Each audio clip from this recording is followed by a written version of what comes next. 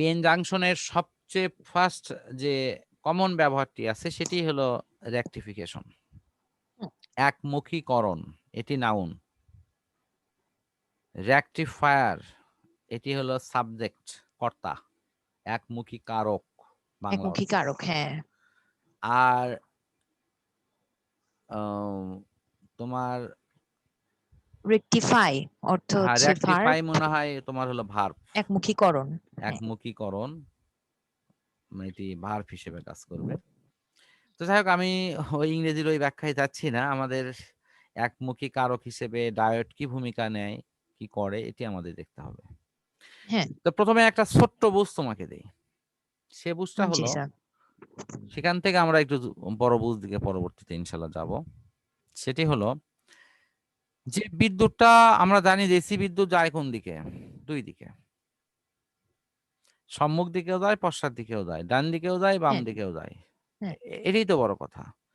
এবং যে কারণের জন্য এসি বিদ্যুতের যে লেখচিত্র এখানে দেখা যাচ্ছে, সেই লেখচিত্রটা কেমন দেখো তো। এই লেখচিত্রটা কিন্তু আপস অ্যান্ড ডাউন, অর্থাৎ এর পজিটিভ এবং নেগেটিভ দুইটা অপশন আছে, তাই আছে না? হ্যাঁ, এখন যদি একমুখী কারক হয় তাহলে এর যে কোনো একটা অপশন থাকবে, অর্থাৎ শুধু হয়তো উপরের এই অংশটা থাকবে, অথবা শুধু হয়তো নিচের এই অংশটা থাকবে। একমুখী কারকে কিন্তু এটি হবে। জি স্যার। তাহলে আমরা এখানে একটু দেখি যে এই জায়গাতে ছবিতে দেখা যাচ্ছে একমুখী কারক থেকে পার হওয়ার পর শুধু উপরের যে পালস সেটি শুধু পার হয়েছে, নিচের ও গুলো হ্যাঁ, কিন্তু তাই তো। কিছু হয়নি। হ্যাঁ, তার মানে বিদ্যুতের শুধু একটা করে ঢেউ পার হয়েছে, নিচের ঢেউটা পার হয়নি। হ্যাঁ, এখন যদি আমি এটাকে ঢেউ আকারে দেখাই তোমার সামনে, তা হলো শুধু এই দিকেই গেছে, ধরো কথার কথা বলি, হুম, কিন্তু এটি উল্টো দিকে যে আসবে সেটিকে ক্রোধ চিহ্ন দেওয়া হচ্ছে, এটা আর আসতে দেওয়া হয়নি। বলা হচ্ছে তুমি শুধু এই দিকেই যাও। আবার পরের ঢেউ আসছে, সেটাকেও বলা হচ্ছে তুমি শুধু এই দিকেই যাও। হ্যাঁ, কিন্তু এই দিকে যে যাও এটাও কিন্তু ঢেউ আকারে, এই ঢেউটা কিন্তু বোঝা লাগবে। এই ঢেউটা হলো কি জিরো থেকে বাড়তে বাড়তে সর্বোচ্চ হয়ে আবার কমে জিরো হচ্ছে। হুম, শুধু জিরোই হয়নি, মাঝখানে নাই, মাঝখানে এখানে কিন্তু কোনো প্রবাহই নাই, একেবারে জিরো অবস্থা। তারপরে আবার কিছুক্ষণ পর এখান থেকে প্রবাহ শুরু হয়ে আবার একটু বাড়তে বাড়তে আবার সর্বোচ্চ হয়ে আবার কমে জিরো হচ্ছে। হ্যাঁ, তার মানে এখানে যে কারেন্টটা তুমি পাচ্ছ, একে হলো কারেন্টটার মান প্রায় অর্ধেক হয়ে যাচ্ছে, দুইয়ে হলো এটার শক্তি বল অনেক কমে যাচ্ছে। হুম, ফলে এই এই লেখচিত্রের যদি লব্ধি আমি আঁকাই, লব্ধি, তাহলে লব্ধিটা কিন্তু এই যে মাঝ বরাবর এরকম ঢেউ খেলে খেলে যাবে। একটু ঢেউ খেলে খেলে কেন যাবে? কারণ যেহেতু ওই যে বললাম যে এই আছে এই নাই, এই জন্য ঢেউ ঢেউ হবে। তো এখন দেখো কোনো, এটা সাধারণত আমি রেডিও স্টেশনের উদাহরণটা সবচেয়ে ভালো হতো। রেডিও আমি নিজেও শুনছি, রেডিওতে অনেক সময় অনুষ্ঠান শুনতে গিয়ে কথা কাঁপে কাঁপে আসতো। হ্যাঁ, তো রেডিওতে কথা যখন কেঁপে কেঁপে আসে তখন এই ঘটনাটা ঘটে, এই পালসেটিং সিস্টেম ওখানে কাজ করাতে এগুলো ঢেউ ঢেউ হয়। হুম, আর একটা জায়গায় কথা কেটে কেঁপে কেঁপে আসে, তোমার মনে আছে যে এটি আমরা যখন প্রতিফলন একটা ব্যাচ দেই ওই যে তোমার সাউন্ড বক্সে, সেখানে কিন্তু কথা আপস অ্যান্ড ডাউন হয়। হুম, আবার অনেক সময় সেখানে রিফ্লেকশন মুড দিলে সেটা প্রতিফলিত হয়ে আসে। তো সেটা কি হবে যে কথাকে, সাউন্ডকে যখন আমরা ছোট এবং বড় করব, সেখানকার ক্ষেত্রে কিন্তু এই ধরনের সিস্টেম সেখানে কাজ করে। মানে ভোল্টেজটা একই মাত্রায় ব্যবহার হয় না, একটু আপস আবার ডাউন, আবার আপস আবার ডাউন, এরকম। তো এখানে যে ডিসিটা তৈরি হচ্ছে এটা কিন্তু এসি কে ডিসি করতেছে, কিন্তু এই ডিসি কে বলা হবে পালসেটিং ডিসি, মানে অর্ধচক্র পূর্ণ ডিসি।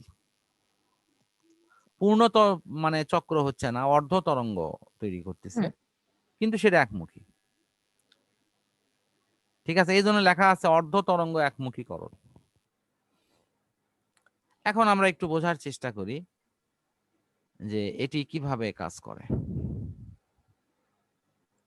দেখো যেহেতু এসি ইনপুট, এই যে এসি ইনপুট মানে কিন্তু একটা ঢেউ, তাহলে তুমি বলো তো যখন এখানে প্লাস বিভব আসবে তখন এই পাশে কি আসবে? মাইনাস না? হ্যাঁ মাইনাস। তা প্লাস বিভব আলে তখন কি হবে? দেখো তো এই পাশে পজিটিভ, এই পাশে নেগেটিভ, তখন কি এটা ফরওয়ার্ড বায়াস না? কারণ হ্যাঁ পিএন হ্যাঁ তখন এটা জাংশনের ফরওয়ার্ড পি বায়াস। টাইপের সাথে জি স্যার, পজিটিভ, পিটা এন যদি টাইপের হচ্ছে সাথে পজিটিভের সাথে এর সাথে নেগেটিভ থাকলে ফরওয়ার্ড বায়াস। ফরওয়ার্ড বায়াস, তার মানে বিদ্যুৎ হ্যাঁ যাবে। হ্যাঁ তাহলে বিদ্যুৎ যদি যায় তাহলে আমি বিদ্যুতের জন্য একটা ঢেউ আঁকালাম, দেখো এই যে ঢেউ হুম এক। যেহেতু এটা অল্টারনেটিভ কারেন্ট, কিছুক্ষণ পর কি হবে? মুহূর্তের মধ্যে এই পজিটিভটা কি হয়ে যাবে বলো তো? পালসেটিং কারেন্ট মানে পজিটিভটা তখন নেগেটিভ হবে আর নেগেটিভটা তখন পজিটিভ হবে। এই যে হ্যাঁ কারেন্ট এই দিক গেছে, পরক্ষণে আবার উল্টো দিকে আসবে না? উল্টো দিকে আসা মানে তো এটা পোলারিটি চেঞ্জ হয়ে যাবে, প্লাস হবে মাইনাস, মাইনাস হবে প্লাস। প্লাস। কথা বুঝতে পারছো না? মানে জি স্যার। ইলেকট্রন একবার এই দিকে যাচ্ছে, মনে করো ইলেকট্রনই একবার এই দিক গেছে, হ্যাঁ ইলেকট্রন এই দিক যখন গেছে তখন তো ইলেকট্রন যেতে পারছি, কিন্তু ইলেকট্রন যখন উল্টো দিকে ব্যাক করতে চাচ্ছে তখন তো আর এই ব্যাক করতে দিবে না, করতে না যাচ্ছে কোথায়? হ্যাঁ জি কারণ স্যার। আমার, আচ্ছা এখন তাহলে বুঝছো ব্যাপারটা। আচ্ছা জি স্যার এখন বুঝতে- কেন ব্যাক করতে দেবে না? কারণ তখন যে এখানে রিভার্স বায়াস হয়ে যায়, ইলেকট্রন একদিকে যাওয়ার সময় যদি ফরওয়ার্ড বায়াস হয়, উল্টো দিকে আসার সময় তখন রিভার্স বায়াস হবে না? হুম কারণ আমি এই পিএন জাংশনটাকেই কিন্তু আগে ভালো করে বুঝতে হবে। পিএন জাংশনে এটা পি টাইপ, এটা এন টাইপ। পি হ্যাঁ টাইপের সাথে লাগাইছি পজিটিভ, খুব ভালো করে এখানে সূক্ষ্ম বুঝটা বোঝো। আর এন টাইপের সাথে লাগাইছি নেগেটিভ, তখন এটি কি নেগেটিভ। ফরওয়ার্ড বায়াস না? হ্যাঁ তখন এটা ফরওয়ার্ড বায়াস। আমি ধরে নিচ্ছি ইলেকট্রন প্রবাহ হিসেবে ধরেছি, ইলেকট্রন তখন এইদিকে প্রবাহিত হচ্ছে, খুব ভালো হ্যাঁ করে বোঝো। যখনই আমি এটি পোলারিটি চেঞ্জ করে দিলাম, এই পাশে প্লাস করলাম আর এই পাশে মাইনাস করলাম, তখন তখন এটা তো ইলেকট্রন হচ্ছে তখন যে তখন রিভার্স ইলেকট্রন বায়াসে। কিন্তু এই দিকে যাওয়ার চেষ্টা করবে, ভালো করে বোঝো, লাল কালি দিয়ে দিকে দেখাচ্ছি আমি, তখন ইলেকট্রন কিন্তু এই দিকে যাওয়ার চেষ্টা করবে। হ্যাঁ কিন্তু হ্যাঁ এই এই ইলেকট্রন এইদিকে যাওয়ার চেষ্টা করলে তখন এখানে কি বায়াস সৃষ্টি হবে? প্রশস্ততা বেড়ে যাবে, রিভার্স বায়াস তৈরি রিভার্স হবে। বায়াস হবে, তখন কি ইলেকট্রন প্রবাহ হবে? ক্রস চিহ্ন না? না। হবে হ্যাঁ না। তাহলে ইলেকট্রন প্রবাহিত না হলে তখন এখানে ক্রস, এখানে কোনো প্রবাহ নাই। নাই। আবার পরক্ষণে ইলেকট্রন আবার এইদিকে প্রবাহিত হবে। ও প্রবাহ আচ্ছা যখন আচ্ছা। হবে তখন কিন্তু আবার একটা ঢেউ পার হবে। হ্যাঁ আবার ইলেকট্রন যখন উল্টো দিকে যাওয়ার চেষ্টা করবে তখন আবার ক্রস, ইলেকট্রনকে যেতে দেবে না, জি স্যার। তখন এখানেও মাঝখানে ক্রস হয়ে আবার পরক্ষণে ইলেকট্রন আবার এইদিকে যাবে, তার মানে আর একটা ঢেউ। হ্যাঁ ক্লিয়ার? জি স্যার। হ্যাঁ, মোটামুটি একটা ধারণা আশা করি আসছে। আজকে তোমার এই এই পর্যন্তই ধারণা রাখো, ইনশাল্লাহ নেক্সট দিনে আমি এর পরের বিষয়গুলো নিয়ে কথা বলবো। দেখো ইলেকট্রনিক্স এর পড়াগুলো আমি আবারও বলবো যে থিম আকারের পড়া, এটিতে তাড়াহুড়ো করা যাবে না, আবার এটিতে কোনো তথ্য এড়ানোও যাবে না, হ্যাঁ কারণ এটি খুব গোছালো গোছালো পড়া। এবং তুমি যদি মাথায় খালি ঢুকে নিতে পারো আল্লাহ রহমতে, এইরকম গল্প করে তুমি আরো অনেককে হয়তো তুমি ইনশাল্লাহ বুঝাইতে পারবা, নিজেও বুঝতে পারবা। জি স্যার। কিন্তু মুখস্থ করলে এটি কিচ্ছু মনে থাকবে না এবং এটা মুখস্থর কোনো বিষয় নয়। হুম তো